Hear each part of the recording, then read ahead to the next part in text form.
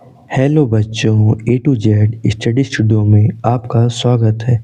इस वीडियो में क्लास 9 का साइंस का चैप्टर 12 का क्वेश्चन आंसर डिस्कस करने वाले हैं। इस चैप्टर का नाम है इम्प्रूवमेंट इन फूड रिसोर्सेज। इसका अर्थ यह होता है क्या, खाद्य संसाधनों में सुधार। इसका एक्सरसाइज का क्वेश्चन आंसर डिस्कस करेंगे। चलिए आइए देखते हैं इसका क्वेश्चन आंसर्स।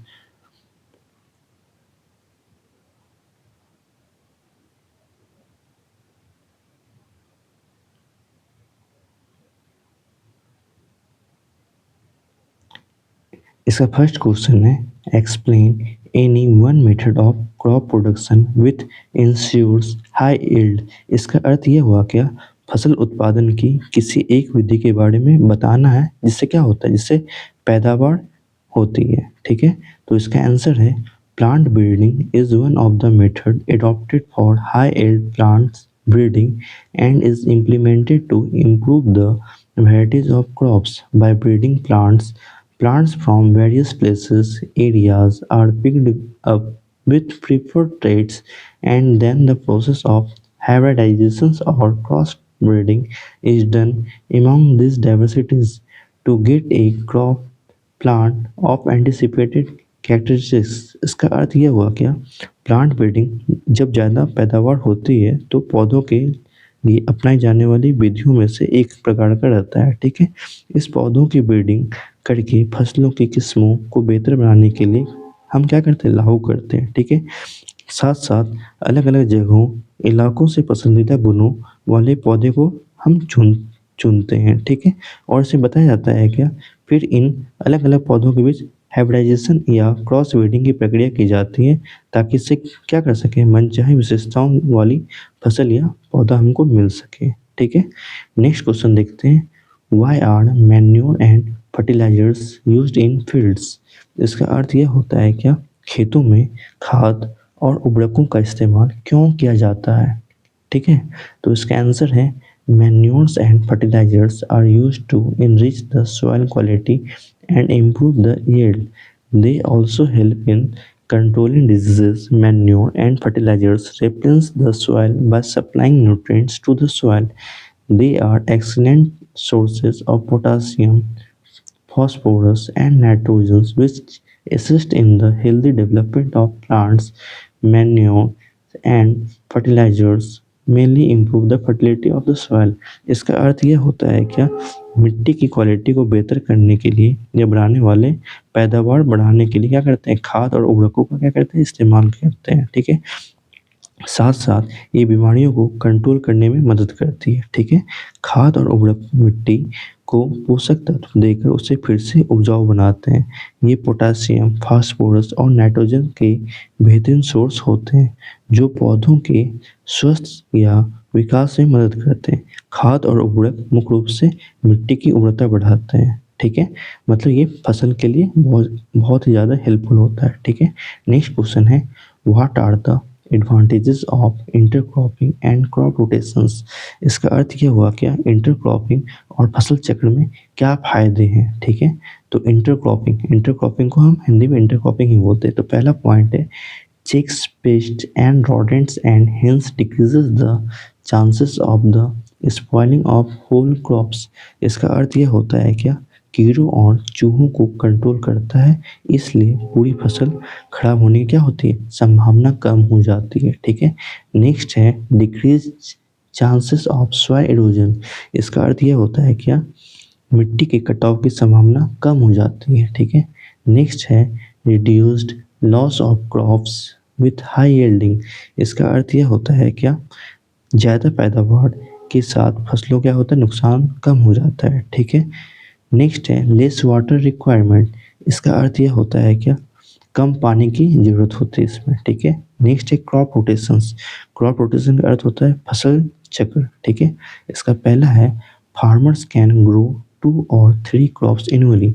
इसका अर्थ होता है क्या, किसान साल में 2 या 3 फसल उगा सकते हैं। ठीक है, नेक्स्ट है pulses take nitrogen directly from the atmosphere and hence required a minimal amount of fertilizers, इसका अर्थ यह होता है क्या, दालें सीधे वातावरण से या नाइट्रोजन से लेती है, इसलिए उन्हें बहुत ही कम उर्वरक की ज़रूरत होती है। ठीक है, नेक्स्ट है both fruits and vegetables can grown easily, इसका अर्थ ये होता है क्या, फल और सब्जी दोनों क्या कर सकते हैं, बहुत ही आसानी से हम इसमें उगा सकते हैं। ठीक है, नेक्स्ट है best use of land with A proper supply of nutrients, इसका अर्थ यह होता है क्या, पोषक तत्वों की सही सप्लाई के साथ जमीन का सबसे अच्छा हम इस्तेमाल कर सकते हैं। ठीक है, नेक्स्ट क्वेश्चन है what is genetic manipulation, how is it useful in agriculture practices, इसका अर्थ यह होता है क्या, जेनेटिक मैनिपुलेशन जो होता है वो क्या होता है और यह खेती के कामों में कैसे उपयोगी होता है। ठीक है, तो इसका आंसर देखते हैं।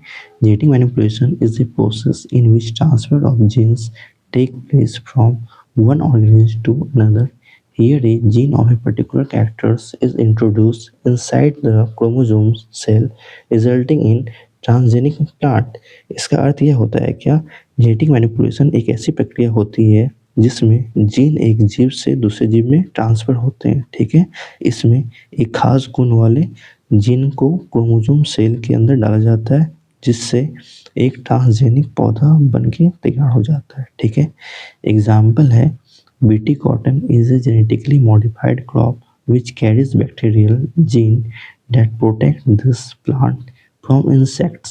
These are used in plants like brinjals, cabbage, rice, cauliflowers and maize crops to get protection from insects.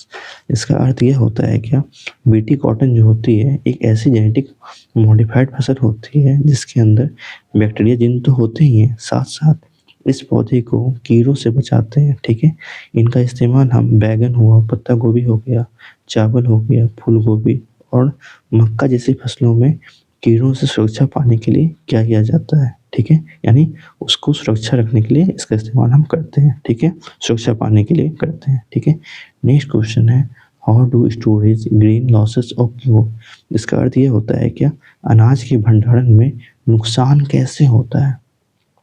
तो इसका आंसर है storage grain losses occur due to various abiotic and biotic factors.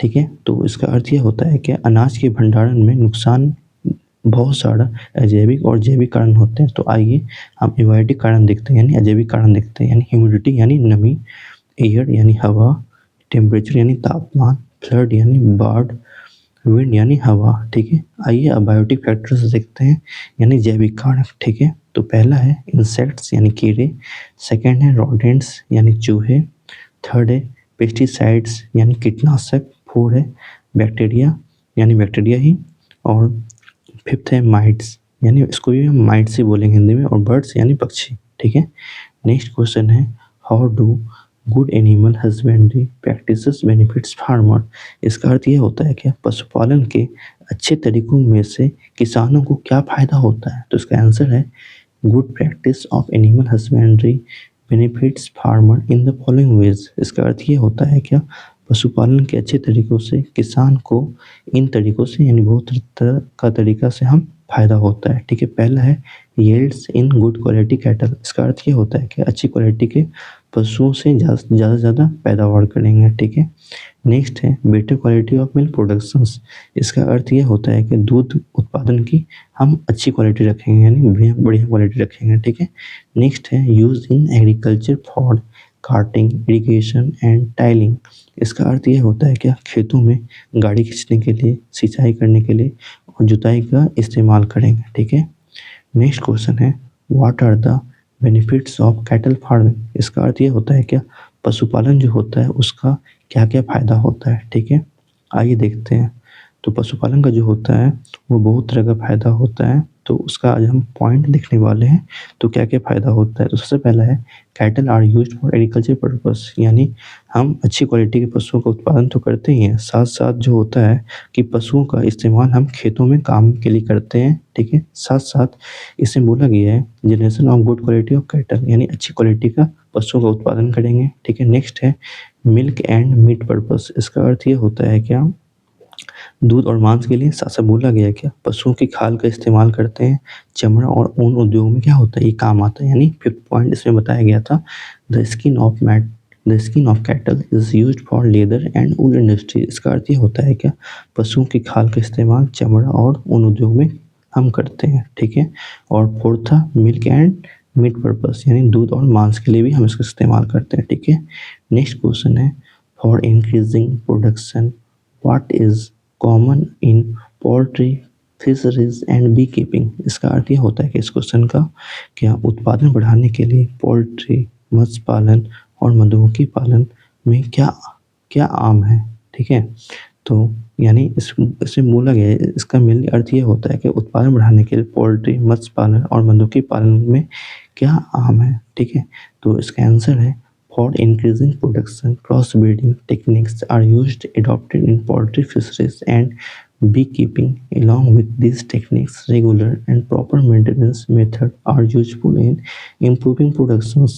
इसका अर्थ यह होता है क्या, उत्पादन बढ़ाने के लिए पोल्ट्री, मत्स्य पालन और मधुमक्खी पालन में हम क्या कराते हैं, क्रॉस ब्रीडिंग कराते हैं, ताकि तकनीकों का इस्तेमाल किया जा सके और इन तकनीकों के साथ साथ नियमित और सही रखरखाव के लिए तरीके उत्पादन को बेहतर बनाने में क्या कर सकें, हम इसको उपयोग कर सकें, ठीक है।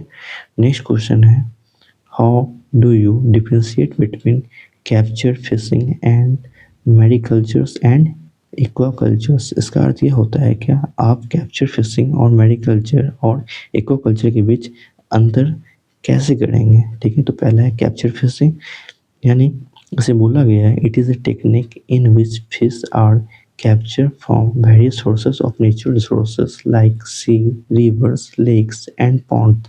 इसका अर्थ ये होता है क्या, कैप्चर फिशिंग यह एक ऐसा तकनीकी है जिसमें मछली को समुद्र हुआ, नदियों हुआ, झीलों और तालाबों जैसे प्राकृतिक संसाधनों के विभिन्न स्रोतों में हम पकड़ते हैं, ठीक है। नेक्स्ट है मैरीकल्चर। इसमें ये बताया गया कि culturing of fish in marine fishes like prawns, oysters, bhetkis and mullets in marine water for commercial use. इसका अर्थ ये होता है क्या, मैरीकल्चर समुद्री पानी में झींगा हुआ, झीप हुआ, भेटकी हुआ या मूलेट जैसे ये सब क्या है, ये सब एक समुद्री प्रकार का मछली है, ठीक है, का हम व्यावसायिक उपयोग के लिए पालन करते हैं, बिजनेस के लिए हम इसका क्या करते हैं, इसको पालते हैं, ठीक है। नेक्स्ट है एक्वाकल्चर। इसमें ये बताया गया, involve in culturing of fish in both marine and fresh water. इसका अर्थ ये होगा क्या, एक्वाकल्चर में इसमें समुद्री और ताज़े पानी दोनों में मछलियों का हम क्या करते हैं, इसमें हम पालन करते हैं, यानी ताज़ा पानी भी और समुद्री भी में इसमें समुद्री और ताज़े पानी दोनों में मछलियों का इसमें क्या है, इसे पालन शामिल है, ठीक है। बच्चों, अगर आपको ये वीडियो अच्छा लगा हो तो आप इस चैनल को लाइक और सब्सक्राइब कर दीजिए। Thank you. जय हिंद, जय भारत।